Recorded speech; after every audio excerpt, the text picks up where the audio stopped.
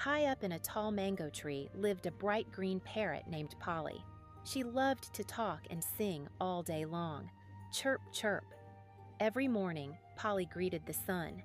"Good morning, sun. You're so bright and fun." Polly loved the sunny days. But when night came, Polly felt scared. The forest grew quiet, the sky turned dark, and tiny stars began to twinkle. Strange sounds echoed, crickets chirping, chirp, chirp, leaves rustling, swish, swish, frogs croaking, ribbit, ribbit. One night, Polly heard a soft hoo-hoo. She looked around and saw Ollie the owl sitting on a branch nearby. "Hello, Polly," said Ollie kindly. "Why are you still awake?" Ollie's wise eyes looked at Polly with understanding.